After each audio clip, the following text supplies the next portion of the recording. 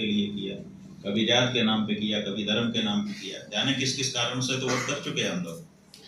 क्या एक बार अपनी गौ माता के लिए वोट नहीं कर सकते? बस इतनी सी बात। और ये भी हम नहीं कह रहे हैं कि हमारी कोई पार्टी है उसको दे दो कि हम सत्ता बना लें। हम तो ये कह रहे हैं कि जो पार्टी शपथ पूर्वक ये घोषणा करे कि हम गाय को माता मानते हैं और अगर हम जीते तो गाय को पशु से सूची से हटा करके माता के रूप में दर्ज करवाने का काम पहला काम करेंगे, उसको वोट दे दीजिए। तो हम किस पार्टी का विरोध कर रहे हैं? किसी का विरोध नहीं कर रहे हैं, लेकिन जो हम चाहते हैं उसको पार्टियां करने को तैयार नहीं है।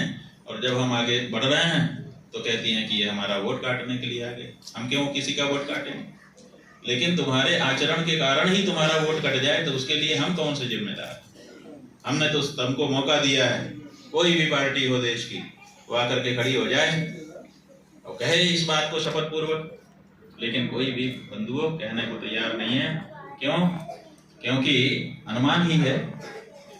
हम बहुत सारे लोगों से पूछ चुके हैं, हजारों लोगों से, क्या कारण है, क्यों सरकारें नहीं कर रही हैं, जबकि ये तो बहुत सरल है, जनता की आकांक्षा के अनुरूप है। तो लोग यही बताते हैं कि गौ हत्यारों से इनको बड़ा पैसा घूस में मिलता है, उस पैसे को बंद नहीं करना चाहते, इसीलिए ये नहीं कर रहे हैं।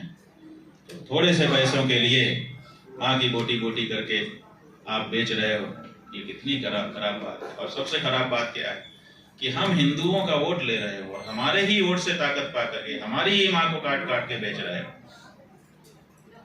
कम से कम उस काम के लिए हमारे वोट का तो इस्तेमाल मत करो।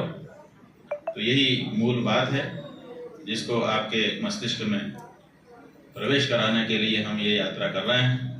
अभी हम बहुत बड़ी बड़ी सभा नहीं कर रहे हैं, बहुत ज़्यादा लोगों के सामने नहीं जा रहे हैं, लेकिन हम चाहते हैं कि ये बात धीरे धीरे लोगों के हृदय में और मस्तिष्क में प्रवेश करे, ताकि गौ माता की रक्षा हो। और गौ माता की रक्षा से ही भारत देश की रक्षा होने वाली है।